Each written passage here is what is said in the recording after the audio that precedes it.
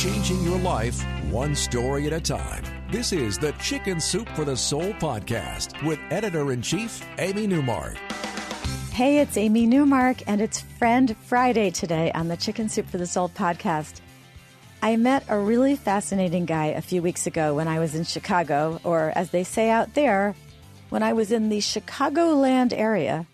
And today I want to introduce you to John Elliott, who wrote an amazing, perplexing story for our 2016 book, Chicken Soup for the Soul, Angels and Miracles.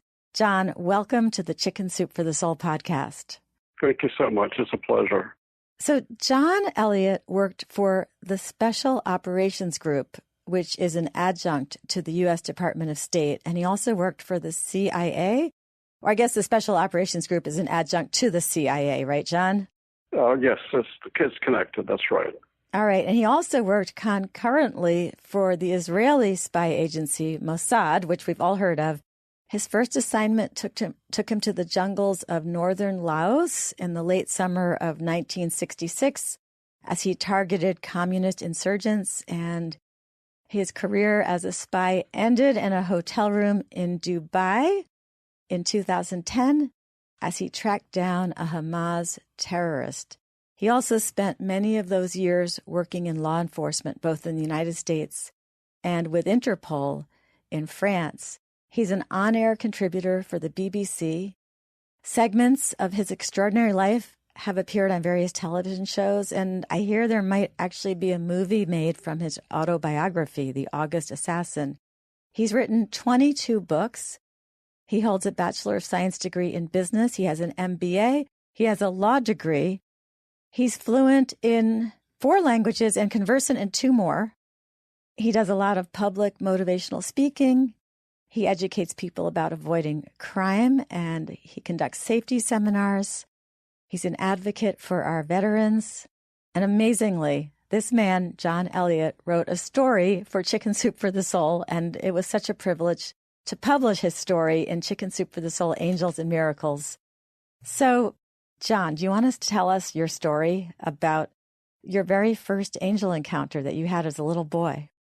Yes, absolutely. My father worked for Pan American after the Second World War, and when I was a baby, we moved to Brussels, Belgium. We lived there for 6 years. We lived in a place by the address of 24 Val de la Combe, and it was a dead-end cobblestone street under an ancient stone archway. The entrance to Val de la Combe was off of a 4-lane roadway, which was very busy. Under the shadows of the archway was a little sweet shop or a candy shop run by an elderly couple, and they sold vast varieties of candies from all over the world. I never was one for sitting still, so I was always looking for a way to get out and explore about, and I would oftentimes walk to that sweet shop and try to beg for some candy, and most of the times I got some, but it was sent home.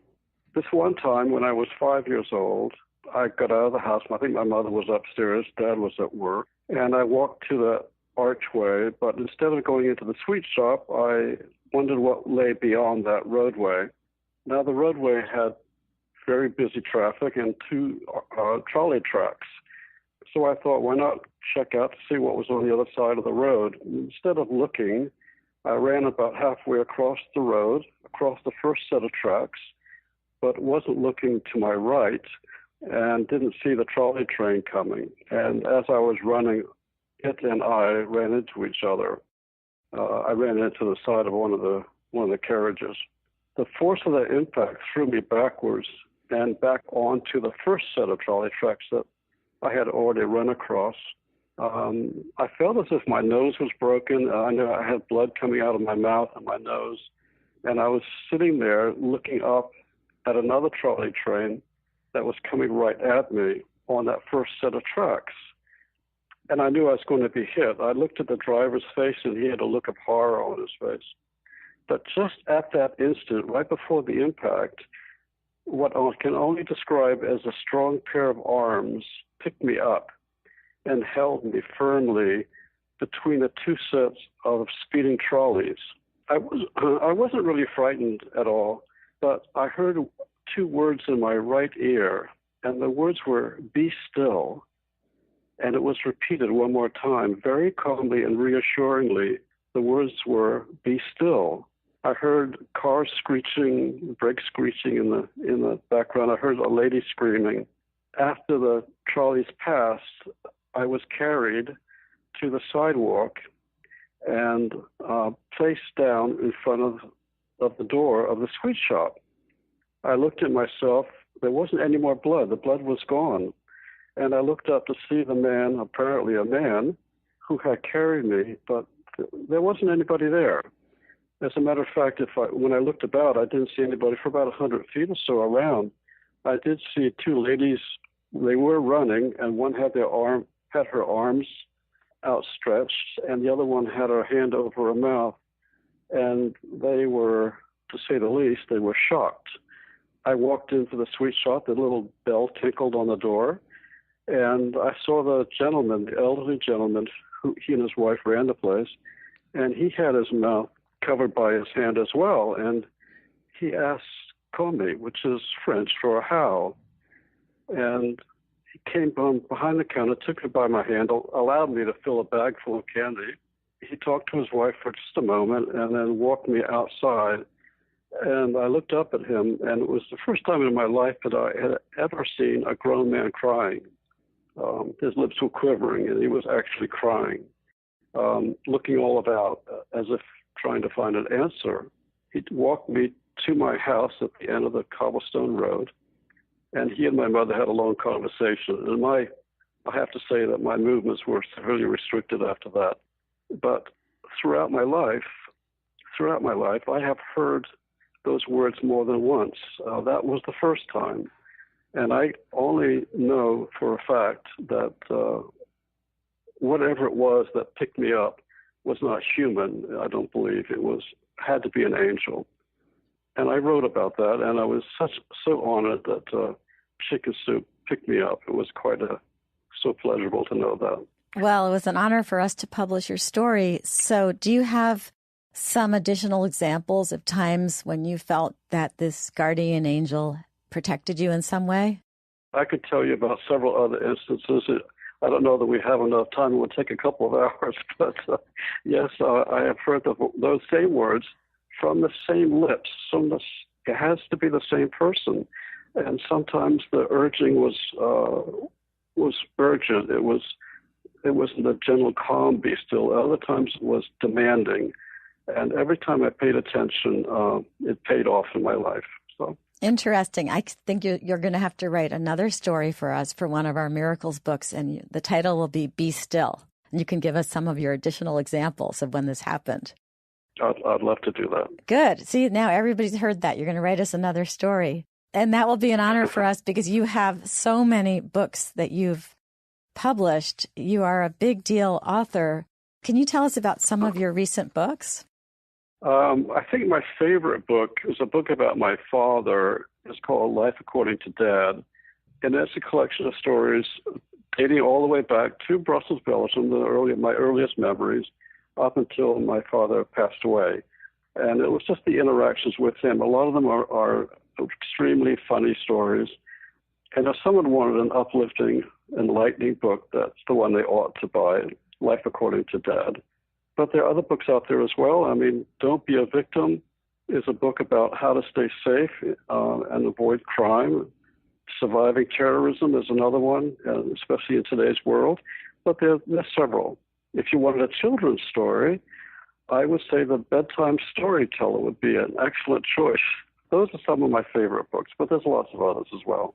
So you write about so many different areas, and it's so interesting that you come from this world of working for intelligence agencies, but then you have this angel experience and experiences and this firm belief in angels. How do you reconcile that with that kind of hard-nosed, intelligence work that you did for so long? Well, deep down inside, I'm a pretty calm guy, I think. I think the reason that I was chosen to do the work that I did for the State Department initially and then for the government, for the CIA, was because I don't get rattled to very, very easily. And I love to write. That's my one passion in life, and it always has been.